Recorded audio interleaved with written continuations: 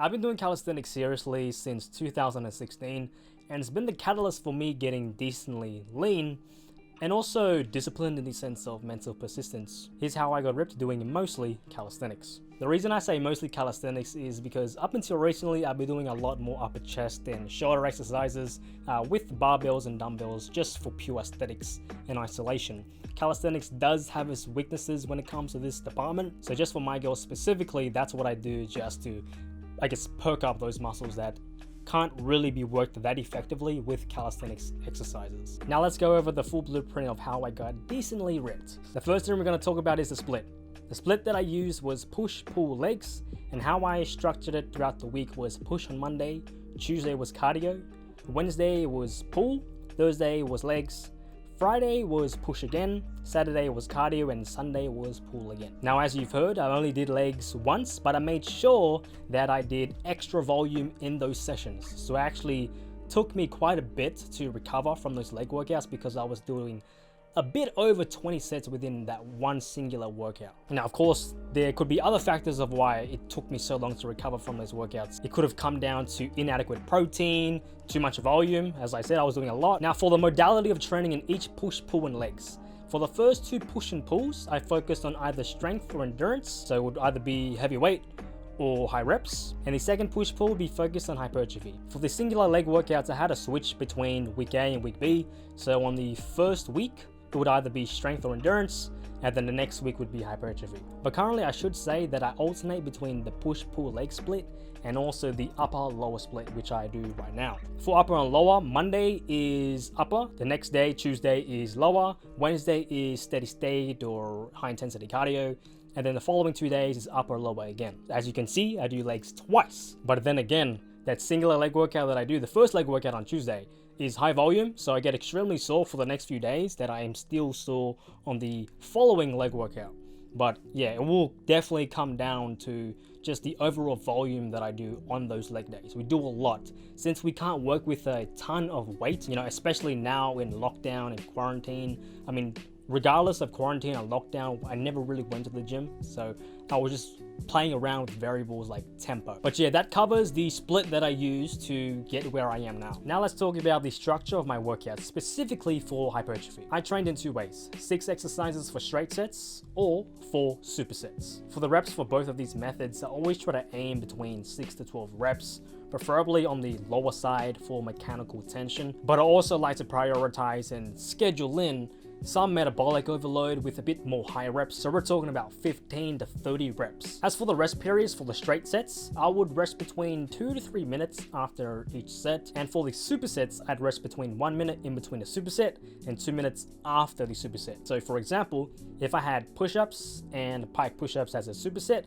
I do my push-ups, rest a minute, do the pike, finish, and as soon as I do 3 sets of that altogether, then I'll rest 2 minutes and go into the next superset. Now, one thing that I don't really do anymore but was a killer back in the day, probably in 2017-18, were finisher sets. And what we did for finisher sets was pretty much everything that we did on that day and then doing it for max reps. So if we had 6 exercises, push-ups, diamonds, etc., we do it all over again and we go max. By that time, you're pretty much trying to kill yourself. You want to make sure that you can't do any more. That was the mentality back in the day. It was, you're not leaving the park until you can't perform a single rep. That sometimes has to be the mentality for building muscle with calisthenics. Additionally, how we perform the exercises had an extreme focus for tempo. When we didn't have access to weight plates, so we're talking 25 kg, 40 kg, whatever, we had to make our workouts progressive and difficult in a different kind of a way. So we made sure to increase the tempo as the weeks went by.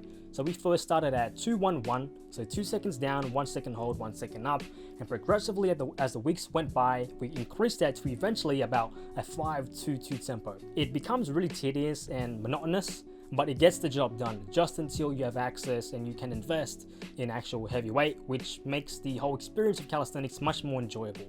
Now let's go over the final takeaways when trying to build muscle and get ripped with calisthenics. The number one crucial thing you guys need to really make sure that you do within your training sessions is to train to failure, or at least 2 to 3 reps in reserve of failure. The reason I side more with training to failure than to having reps in reserve is because a lot of us don't really know how much we can actually do, right? we go into any kind of set, whether it be weightlifting or calisthenics, we do what we actually think we can do, but realistically we can actually perform more. That's why when I'm on the verge of mental breakdown during a set, I always rest a bit, like 5-10 seconds, and I keep going. That's probably the reason why I am always sore, you know, for my leg days and the other push-pulls as well. But that has to be the mentality, training harder than last time, especially with calisthenics. Because if you're training with this mentality of, okay, I need to save 2 to 3 in my tank, right? I'm training scientifically, that's okay, but you always get it wrong. Majority of the time, 99% of the people thinking that way is not accurate.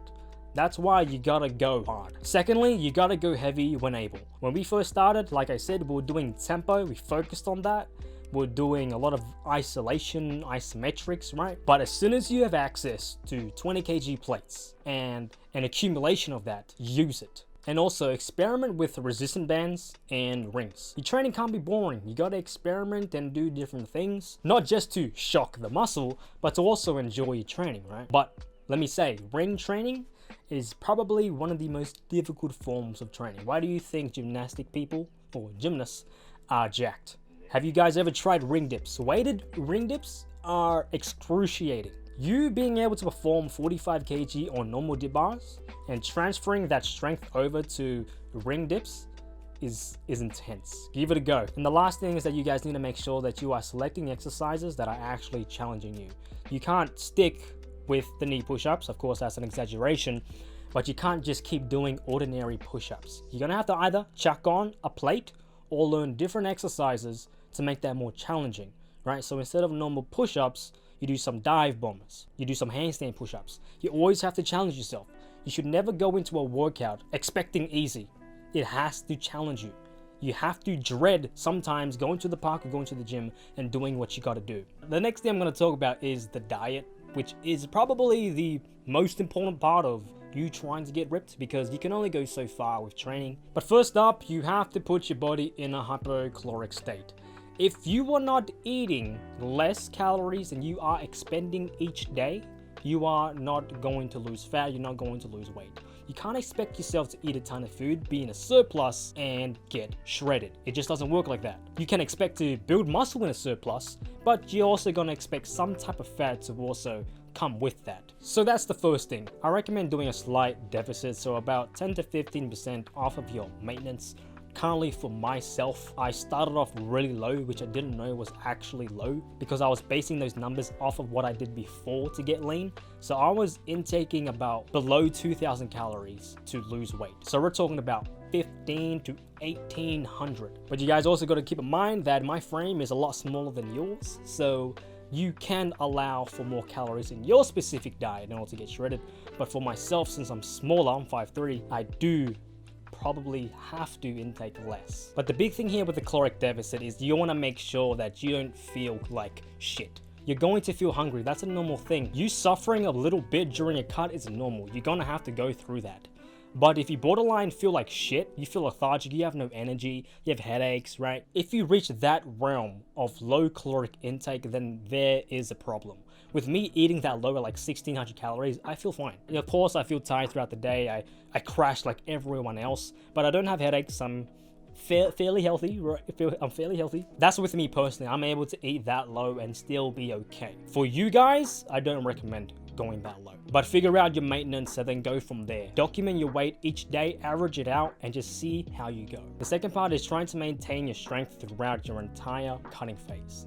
You can't expect to go from, okay, bulking, now it's time to cut, and you immediately switch up your training routine. You go from lifting heavy, and then you go light. With calisthenics, if you were initially dipping over 60 kg or whatever it is your current strength level is, if you go from that amount of weight and then you decrease, you have a high chance of losing muscle. So try to maintain your strength as much as possible throughout your cutting phase, and that'll put you in a good position. Number 3, you gotta prioritize cardio. Now, cardio is not the be-all and end-all. It's not the gateway to shredded, but it makes your life a lot easier. I do a lot of walking, so I prioritize 10,000 to 20,000 steps a day. I first started at 6,000 throughout the first few weeks, and then gradually increased 1,000 by each week. and now I'm getting about 20,000 plus each day, eating at about 17 to 1800 calories, which I still feel is too low, but if I eat higher than that, again, I don't lose any weight. Now for the types of food, I'm still cutting right now if you guys didn't know. I'm on week 8 as of recording this video. But for the type of food that I eat, of course, I focus on chicken breasts, chicken wings sometimes, or actually a lot of the times, I'm not gonna lie. Some tuna, which I'm recently eating now. Of course, I also try to get in my micronutrients with the fruits, the vegetables, at least a cup or 2 a day, and still actually being able to maintain or reach, not go above 1800 calories. But literally, you go on Google and you search shred diet, I eat the same amount of food that everyone is saying. There's really no magic tool to it. If it does fit your macros, you're gonna lose weight regardless. Now, meal timing is also really important. I try to ingest about 30 to 40 grams of carbs, quite a bit of protein as well, like 20 to 30 before, 1 hour before my training, and then right after training, 30 minutes after, I take my protein shake. 2 to 3 hours after my post-workout, I'll have another meal at 4 to 5 p.m. That'll be my 3rd meal, and my last meal will be around 7 to 8, so 4 small meals. To conclude this video, of course, there's a lot more intricacy and strategy or detail that goes into how I reach this level of leanness and, I guess, decent amount of muscle at my current stage right now. But of course, the video would have been way too long, but I might go into specific detail of each category in upcoming videos if you guys want that. If you guys are concerned with me eating way too little calories, let me know. Because you know, sometimes when you're eating that amount of calories, you go insane. I was losing a decent amount of weight for the first few weeks eating at 2000 calories, and then I increased my walking to 20,000. Didn't see any weight loss. So I decreased my caloric intake again to 1600 one day, boom, went back down. But for you guys, if you are serious about weight loss, you want to do something that is sustainable. You don't want to cut calories to a way where you just feel like pure shit. It makes you want to give up. Thankfully for me, I have a decent amount of mental toughness. I study the fuck out of David Goggins. They don't know me, son! So me quitting is just a shame to his teachings, right? There's just no way that I'd quit. But for you guys trying to reach an extreme amount of leanness like myself, just know that it's all a mental battle, man. Once you get to a certain level, the training is the easy part. If dieting is new to you, you're eating a certain amount of food, you're tracking it every day, you're gonna be like, what the hell is this? You know, you're switching up your routine, you're changing your habits. What you're doing is entirely different from your normal lifestyle. Switching your entire life around will mess with your head. But of course, you gotta change for the better, right? So if you guys have any questions, let me know in the comments. If you enjoyed the video, you guys know what to do. And I'll see you guys in the next one. Peace out.